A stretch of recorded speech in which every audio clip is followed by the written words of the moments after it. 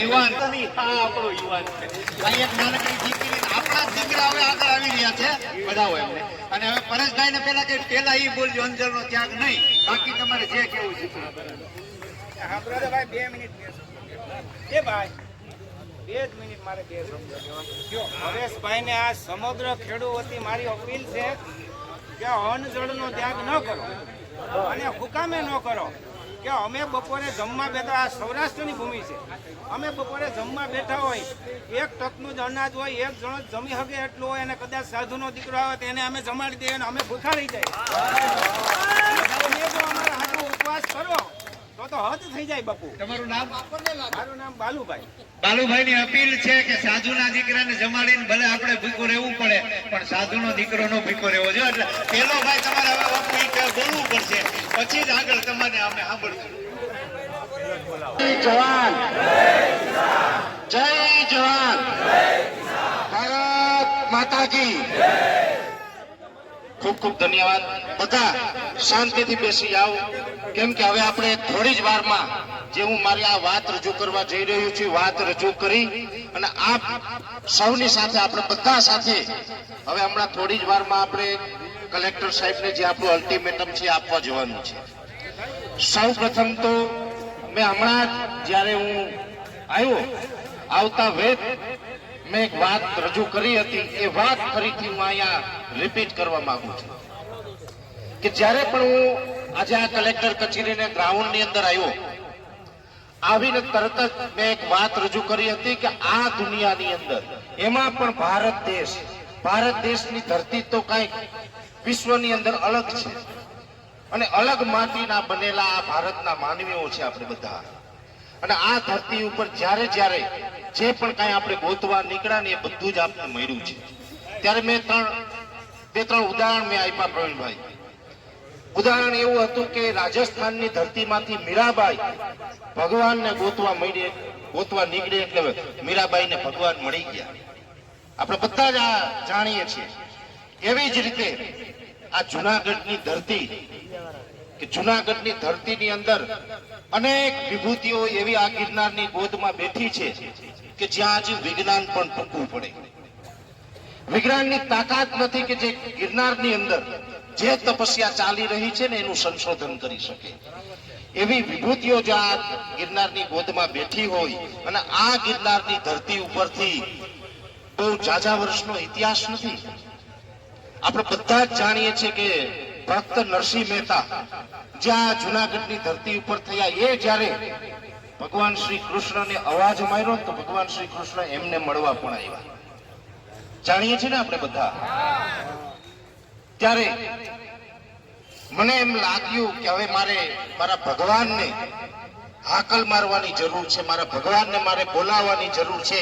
ત્યારે આ રાજ્યના ખેડૂત રૂપી ભગવાનને મેં અવાજ કર્યો તો આજે 10 તારીખે આ ભગવાન આવી ગયા. આ ધરતી ઉપરથી હું આ પધારેલા રાજ્યના ખૂણે ખૂણેથી જે કિસાન ભાઈઓ આપણા ખેડૂતો છે, આ તમામ ખેડૂત ભાઈ છે, એની સાથે મારે ભક્ત અને ભગવાનનો સંબંધ છે. હું એક સેવક બની અને જ્યાં સુધી જીવું ત્યાં સુધી આ મારા ગુજરાતનું કંઈક ભલું કરી શકું, હિત કરી શકું, એ દિશામાં કામ કરતું રહેવાનું છે. એટલે સૌ પ્રથમ તો ગુજરાતના તમામ ખેડૂત ભાઈઓને મારા નતમસ્તક વંદન. સાથે આમ તો આજે આ જે આપણે બધા ખેડૂતો છે ને આ બધા ખેડૂત આગેવાનો છે, બધા જ ખેડૂતો છે. મંચસ્થ તમામ અમારે ડાયાભાઈ ગજેરા, તમે વિચાર કરો કે વડીલ છે, એમને ચાલવાની તકલીફ છે, ટેકો લઈને ચાલે છે, છતાં પણ ખેડૂત માટે ક્યાંય પણ સંઘર્ષ કરવાનો હોય ને ત્યારે કિસાન સંઘર્ષ સમિતિ એ પોતે એક સંગઠન ચલાવી રહ્યા છે. ડાયાભાઈ ગજેરા, તાળીઓથી વધાવો મિત્રો. એવી જ રીતે ખેડૂત માટે ક્યાંય પણ લડવાનું હોય ત્યારે પાલભાઈની હાજરી હોય, કમલેશભાઈ પાનસુરિયા હોય, રાજુભાઈ હોય, હરેશભાઈ સાવલિયા હોય. એવી જ રીતે કરશનદાસ બાપુ ભાદરકા છે, રેશમાબેન છે. અને આ ધરતીના એક રત્ન કહી શકાય, જેને ભૂદેવ કહીએ એવા આ જુનાગઢના માજી ધારાસભ્ય ભીખા બાપા પણ આપણી વચ્ચે વધારેલા છે એ ભૂદેવને પણ તાળીઓથી વધાવો. ભીખા બાપા પણ હંમેશા ગમે ત્યાં ક્યાંય અન્યાય થતો હોય તો એ લડવામાં બધાની સાથે હોય છે, એનો સાથ સહકાર હોય છે. એવા અલગ અલગ રીતે જે આપણે લડીએ છીએ ત્યારે અમારે ઘેરમાં કાંઈ પણ હોય ને એટલે કરશનભાઈ સોલંકીને યાદ કરીએ. અને હું તમને એટલું કહું કે ખેડૂતોને જ્યારે જ્યારે અમે યાદ કરીએ ને ત્યારે અલગ અલગ જવાબદારી અમારે ક્યાંય પણ આપવી પડતી હોય છે. ઘેર હોય કે જુનાગઢ વિસ્તારની અંદર હોય ત્યારે ગમે એવડી જવાબદારી આપીએ ને કે જેમાં કદાચ જીવનું જોખમ ઊભું થાય ને તો પણ 1 મિનિટ વિચાર કર્યા વગર જવાબદારી લઈ અને અમને ખંભેથી ખંભો મિલાવી અને જે અમારી સાથે ઊભી રહી ને એ આ કરશનભાઈ ખેડૂત છે. એવા જ અમારે આમ તો અહીંયા જુનાગઢ બાયપાસ નું આંદોલન થયું હતું. તમને બધાને ખબર છે કે જે જમીનો માટે લડ્યા હતા ખેડૂતો. કારાબાપા એ તો ઉંમર છે એટલે કદાચ ઉંમરને કારણે ન પહોંચી શકે, પણ એમના સુપુત્ર કેમ કે એ અહીંયા ઉભા છે. અને અમારે રમેશભાઈ પણ આજે આ કાર્યક્રમની અંદર સતત મારી સાથે સંપર્કમાં હતા. હવે મિત્રો વાત એ છે કે આમ તો વચ્ચે ફોન ક્યાંક બંધ કર્યો, ક્યાંક ચાલુ કર્યો, ક્યાંક બંધ કર્યો. છેલ્લી 36 કલાક જે રીતે હું ભાગતો ફરતો હતો, મને દુઃખ એ વાતનું થાય કે જ્યારે આ જગતના તાત માટે જો કઈ અવાજ ઉઠાવવો હોય તો મારે ભાગતું ફરવું પડે ને આ અમારા જુનાગઢના બુટલેગરો 20 લાખની 25 લાખની ગાડીઓમાં આરામથી ને ઘરમાં એના બંગલામાં બેઠા.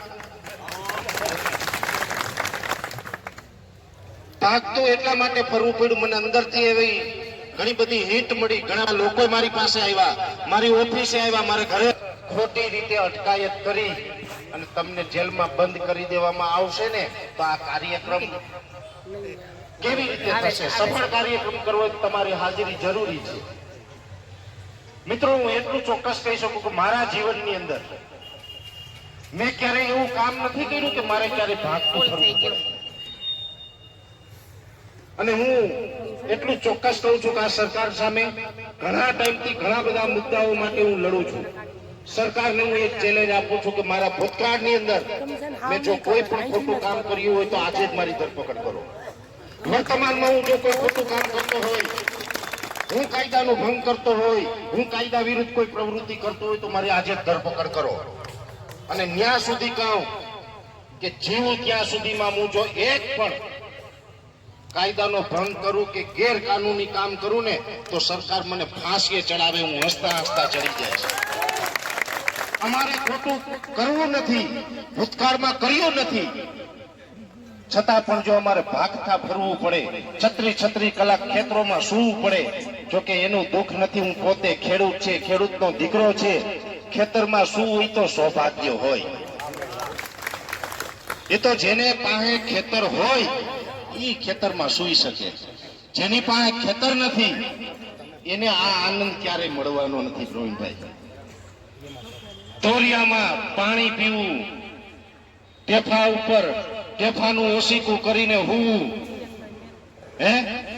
આ જે આનંદ છે ને એ એસી બંગલામાં નથી આવતો ને એ આનંદ લેનારા અમે બધા ખેડૂત છે.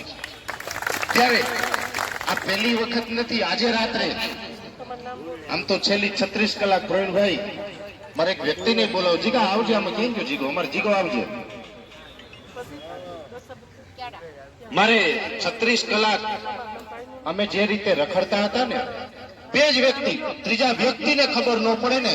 એટલે મને જેના ઉપર સંપૂર્ણ વિશ્વાસ છે, કદાચ મને કોઈ બંદૂકની ગોળી મારવામાં આવે ને, બંદૂક લઈને આવે ને તો આ વ્યક્તિ હંમેશા વર્ષોથી મારી સાથે છે કે પેલા બંદૂકની ગોળી વી ખાય ને આની છાતી હોહરી નીકળે ને તો મારા સુધી ફૂગી હગ્યા. આ એવો અમે આમ તો મિત્રો નથી, ભાઈ નથી, પણ કહી શકાય કે ભગવાને મોકલેલા જોડીદાર. અને જ્યાં તકલીફ પડે ત્યાં દરેક જગ્યાએ સહકાર આપે છે. બીજું વ્યૂહરચના બનાવવાની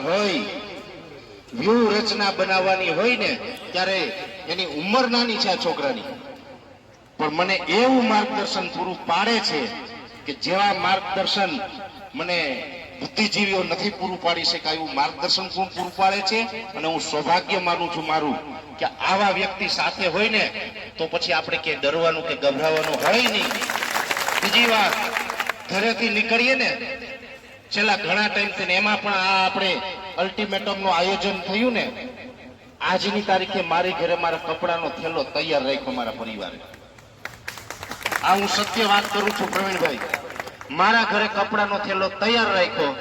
કદાચ ખોટી રીતે કે કોઈ પણ રીતે આ આંદોલન તોડવા માટે સરકાર કદાચ મને કોઈ કાયદા વિરુદ્ધ ફસાવી અને મને જો જેલમાં પૂરે ને તો પરિવારને કીધું થેલો મોકલાઈ દેજો. બરાબર ને? એટલે થેલો એક તૈયાર રાખ્યો છે. અને પરિવારને જ્યારે કહીએ ને કે ભાઈ હવે 2-4 દિવસ આ રીતે જોખમ છે તો મારે થોડુંક કાર્યક્રમમાં હાજરી અપાય ને એટલા માટે ઘર છોડીને બીજે રખડવું પડશે. એટલે મને પૂછે કે કોણ જાવ છો, એટલે મેં કીધું હું છે ને અમારે જિજ્ઞેશ દેવાણી જીગો છે.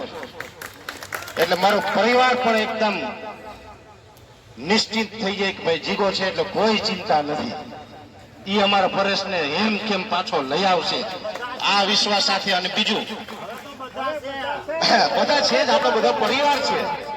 પણ અમે આજે ખેતરમાં સૂતા હતા અને જે જંગલમાં અહીંથી આગળ 25-30 કિલોમીટર આગળ મેંદેડાથી આગળ અમે જંગલમાં સૂતા હતા, સામે સિંહ ડણક દેતા હતા. અને એમાંય અમારે એવો મેસેજ મળ્યો કે તમે જે વાડીએ સૂતા ને ત્યાંથી ફરી જાઓ 2-5 કિલોમીટર આગળ, એવો અમને મેસેજ મળ્યો. એટલે અમે જાતા હતા ને દીપડાને હામ આબે થઈ ગયા રાતે. આ બધું હવે કષ્ટ વેઠી, ધન્યવાદ જિજ્ઞેશ, અને હવાર પાડી અને ભાઈ મને અહીં સુધી પહોંચાડી ગયો. અને અહીં પછી તમે બધા હતા એટલે મેં કહી દીધું કે હવે કોઈની માઈ હવાહેર ઊંટ નથી ખાધી કે મારી. હવે આપણે મહત્વનું એ છે કે આ જે આપણે